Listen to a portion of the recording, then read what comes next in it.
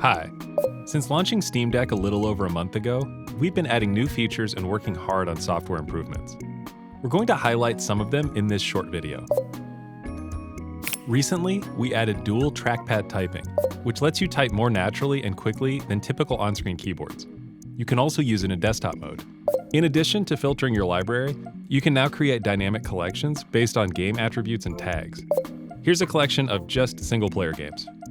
From the home screen activity feed, it's now much easier to navigate directly to a game in your library or a friend's game in the Steam store. Also in the library, we added fast scrolling. Got a ton of games and want to play Quake? You can get there fast. We did a lot of work behind the scenes to make the store faster.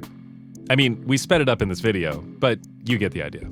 You can now optimize for battery life by reducing your frame rate all the way down to 15 frames per second. Perfect for visual novels, puzzles, and a lot of simulation games.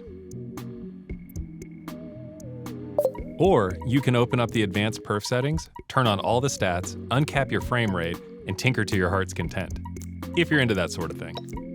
We added progress info while you're formatting a microSD card. Note that it does not go this fast in real life.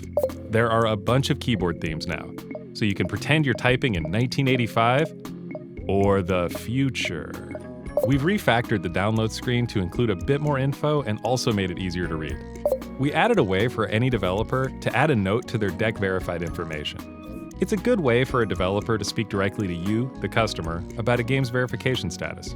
When you update your Steam Deck to the latest system software, it now comes with change notes that you can read in place. You can now also report a bug directly from the quick access menu. Very handy. Sliders are 12% fancier now with numerical input and output for things like thumbstick settings. This animation's fun. Oh, and when you're done playing a game, you might get asked to answer questions about how the Steam Deck experience was. With AMD's help, we shipped some Windows device drivers, so you can now install Windows 10 and pretty soon Windows 11. Then you can do Windows stuff. Sometimes it makes sense to set joystick dead zones per game, so we added some pretty deep control over those parameters. You can now also calibrate your dead zone globally, and we added a visualization of that for both left and right thumbsticks. You can also test all of the Steam Deck inputs, including all of its buttons and analog values. It's now possible to individually control the intensity of haptic feedback on both the left and right trackpads. Remember, you can always hold down the Steam button or the quick access menu button to see a handy list of chord commands. We've been working hard to get more and more games through deck verification.